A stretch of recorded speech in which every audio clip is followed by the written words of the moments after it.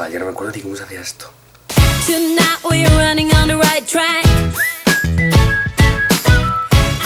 Bueno, lo primero, siento por tardar 2 años en hacer este capítulo de la serie después de este pedazo de cliffhanger. En el siguiente vídeo de la serie, por fin hablaremos del concepto de presencia. Y muchas de vuestras dudas sobre qué ocurre cuando te subes a un escenario quedarán resueltas para siempre. Y bueno, aprovechemos para repasar un momento lo que vimos en los vídeos anteriores. Hemos hablado de que existen unos principios de algo llamado preexpresividad que condicionan cómo un actor actúa en todas las culturas. Hablamos de que la expresividad, es decir, cómo eso se hace concreto en escena, depende de las técnicas y tradiciones de cada lugar del mundo. Y por último, metiéndonos en materia un poco más técnica, en el último vídeo hablamos de energía, es decir, el esfuerzo muscular y nervioso de un intérprete en escena. En este vídeo os prometí que íbamos a hablar de presencia, definir lo que es, ponerlo en palabras, dejarlo claro de una vez y para siempre. Y... en realidad ya lo habíamos hecho. En este vídeo vamos a sintetizar lo dicho en los 3 vídeos anteriores y entender por qué ya sabes lo que es la presencia. Pero antes, regresemos un segundo a lo básico. ¿De qué es esta serie que estás viendo?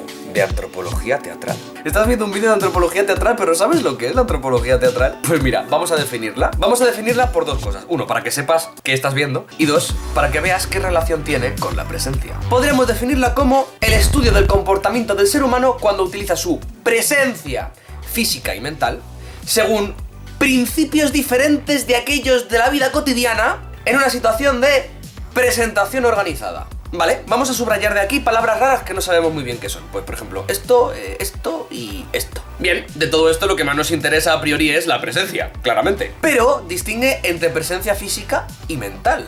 También habla de principios diferentes de los de la vida cotidiana. Y habla de presentación organizada. Empecemos desde el último de estos porque es el más sencillo. Una presentación organizada es lo que llamábamos en otra serie un evento escénico. Es decir, algo que ocurre en escena, lo que sea. Y dice presentación y no representación porque no todo lo que se hace en escena representa algo, sino que es en sí mismo. O sea, no representa, sino presenta. De todas maneras, de esto va toda la serie que hicimos sobre performatividad, por si queréis profundizar. Bien, siguiente. También habla de principios diferentes de los de la vida cotidiana. Esto tiene que ver con lo que vimos en el segundo y tercer vídeo de la serie, con las técnicas y con la energía. Y es básicamente que usamos el cuerpo y la mente de manera diferente cuando estamos en escena que cuando no lo estamos. Entonces, aún no sabemos de esta definición qué es la presencia, pero sabemos que tiene que ver con algo que se hace en escena de manera diferente de la vida real. En términos de antropología teatral, tiene que ver con la extracotidianeidad del intérprete. Esto es importante porque implica que la presencia de alguien en escena tiene que ver con el hecho de que está en escena y se comporta de una manera especial. Si no ocurren estas 2 cosas, no puede existir la presencia escénica. Vale, pues entonces vamos a analizar qué hace un actor en escena. En antropología teatral se hace un análisis a través de las culturas del mundo. Y algo que está claro es que hay 3 aspectos que condicionan el trabajo del actor. Por un lado, condiciona su trabajo, el actor en sí, es decir, su sensibilidad artística, su inteligencia, su modo de ser en sociedad, lo que lo hace especial, es decir, el aspecto individual. Pero también está la cultura, las tradiciones, el contexto, las formas artísticas. Por ejemplo, las danzas folclóricas se hacen casi exclusivamente en los sitios de donde nacen. Del mismo modo que el drama europeo del siglo XVIII probablemente no se hace en todos los países del mundo. Pues a esto me refiero. Y evidentemente en todo esto se desarrolla un actor y condiciona su trabajo. Es el aspecto colectivo del trabajo del actor. Y por último sería la parte técnica, que une ambas cosas, lo que es el actor en sí con la cultura, ya que es la manera en la que un actor se usa a sí mismo en ese contexto cultural específico para causar efectos en los espectadores que lo ven. Y la cuestión es que en este último punto, en el de la técnica, hay principios que se repiten. Y son principios que se repiten también de manera transcultural y en cierta medida universal. Podríamos llamarlo el nivel biológico del teatro. Es decir, tendríamos 3 condicionantes de la actuación del actor. Por un lado, lo individual del actor, lo colectivo, que sería lo cultural, las formas artísticas, etc. Y por último, lo biológico del teatro. Y es precisamente de esto a lo que nos referíamos cuando hablábamos del bios del teatro frente al logos del teatro. Para que me entendáis, no existe el arte del dibujo sin forma, por ejemplo, o sin línea, o sin color. Tampoco existe la música sin melodía y sin ritmo. Pues estos principios serían el bios del dibujo y el bios de la música. Pero claro, ¿qué forma parte del bios del arte del actor? Pues del mismo modo que la polifonía y la armonía serían principios de la música, pero no todas las canciones tienen por qué tenerlas, o al menos el artista no tiene por qué trabajarlas obligatoriamente, las técnicas teatrales y las creaciones del actor funcionarían de la misma manera. Es decir, hay muchísimos principios en el arte del actor, pero no tienes por qué encontrarlos todos en todas las formas artísticas escénicas del mundo, o trabajadas de la misma manera. Y sobre estos principios es de lo que vamos a hablar detenidamente a lo largo de la serie. Algunos de estos principios son peso, equilibrio, omisión, posiciones de la columna vertebral, dirección de la mirada, partitura, subpartitura, dilatación y muchos otros. Y obviamente entre esos principios están la energía, que explicamos en el anterior vídeo, y la presencia, que es el que estamos tratando de explicar en este. Y la presencia en realidad es muy fácil de definir. No es sino, y aquí va la definición, para que te la apuntes, la capacidad técnica de un artista escénico para atraer la atención del espectador. Claro, pero ahora es cuando tú me vienes y me dices, vale, pero ¿en qué consiste esa capacidad? ¿Cómo se articula? ¿Está formada de cosas más pequeñas? ¿Se puede elegir la cantidad de presencia que uno tiene? ¿O el cómo es esa presencia? Realmente estas preguntas, que son las más interesantes, son las más difíciles de responder. Y son la razón por las que este campo de estudio de la antropología teatral sea tan amplio y que, de hecho, sea transcultural.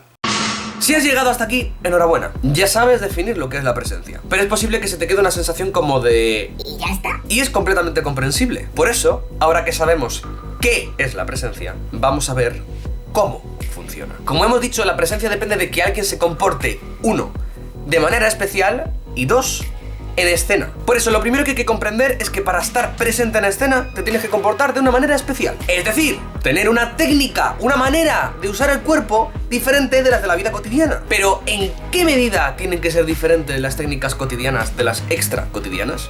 Las técnicas cotidianas del cuerpo, las que usamos en nuestra vida diaria, se caracterizan principalmente por el principio de mínimo esfuerzo. Es decir, conseguir un rendimiento máximo con el mínimo gasto de energía. Por el contrario, las técnicas extra cotidianas se basan en un derroche de la energía. Siempre se usa más energía de la puramente necesaria para hacer una actividad. Es decir, no es lo mismo ponerme una chaqueta en mi vida normal que ponerme una chaqueta en escena. Pero este derroche de energía no basta para explicar por qué un actor o un bailarín están presentes en escena. Porque, por ejemplo, un acróbata también derrocha energía. Es decir, es más fácil ir andando a un sitio que ir haciendo flick-flacks. Pero un acróbata o un deportista no utiliza técnicas extra cotidianas, aunque no se basen en el principio de mínimo esfuerzo. Los acróbatas y deportistas usan una técnica como del virtuosismo. Entonces tendríamos 3 técnicas: las técnicas cotidianas, las técnicas extra cotidianas y las técnicas de la virtuosidad. Entre la primera y las dos siguientes hay una diferencia, que es que no emplean el principio de mínimo esfuerzo. Pero entonces, ¿cuál es la diferencia entre estas dos? Pues que las técnicas extra cotidianas están pensadas para comunicar y dejarse afectar por quienes las ven. Para que me entendáis, la técnica de un saltador de altura no tiene ni debería de tener en cuenta al público que le ve hacer ese salto. Porque tú imagínate que la técnica que usa un acróbata para saltar cambiara en función del público. Eso significaría que si viera un público un día, pues tendría que saltar de una manera, y si va otro, pues tendría que saltar de otra. Entonces a lo mejor viene un público maravilloso y hace saltos maravillosos, pero como venga un día un público malo, pues a lo mejor técnicamente lo que tiene que hacer es morirse. No tiene mucho sentido, ¿verdad? Pero las técnicas extracotidianas están pensadas para generar una relación dialéctica con el espectador. Esa es la diferencia fundamental. Pero alguien muy listo podría preguntar: ¿y qué pasa con la gente que no ha estudiado técnicas y tiene presencia escénica? Pues porque aquí la palabra técnica la usamos de un modo general para referirnos a cómo se usa el cuerpo. O sea, es imposible siquiera estar en una situación de representación y no tener técnica. ¿What? O sea, que si yo no me he subido a un escenario nunca y me subo a un escenario, ¿voy a tener técnica escénica? Pues sí. Incluso el niño que se sube por primera vez a un escenario tiene técnica. Ahora bien, ¿es su técnica eficaz? Es decir, ¿vale su técnica para comunicarse de manera efectiva con el espectador? Si contestamos que sí a ambas preguntas, estamos hablando de que alguien en un escenario tiene buena técnica teatral. Y sí, hay gente que tiene facilidad o predisposición para ello. Puedes poner a 2 niños por primera vez en un escenario y que uno tenga mejor capacidad que otro para comunicarse con el público. Pero, precisamente por lo que decíamos antes, esto no basta. Para empezar, porque no nos vale de nada si eso no se puede repetir. Es decir, si el niño se sube en escena y le flipa al público, pero al día siguiente no sabe cómo hacerles flipar, pues tampoco nos vale. No es algo que podamos aprovechar en el tiempo. Si ganas y pierdes la técnica continuamente, al final no estamos hablando de algo profesional. Pero luego hay que recordar que había 3 niveles dentro de la actuación de un actor: lo individual, lo colectivo y lo biológico. Y toda técnica se puede afinar, siempre. Y es justo aquí, mezclando los 3 niveles de actuación de un actor, donde empezaríamos a hablar de las técnicas de actuación que ya conocemos, todas con objetivos expresivos y preexpresivos específicos. El empleo consciente de las técnicas extracotidianas es precisamente lo que diferenciaría a un actor amateur guiado por su inspiración, que comunica muy bien al público pero no sabe ni cómo y no lo puede hacer siempre, con un profesional, que puede tener algún mal día, pero en general sabe lo que está haciendo en escena y sabe cómo seguir haciendo eso en escena y ser eficaz en escena. Por tanto, tenemos clara una cosa: la técnica del cuerpo, es decir, el bios, el aspecto biológico del teatro, tiene que ser eficaz.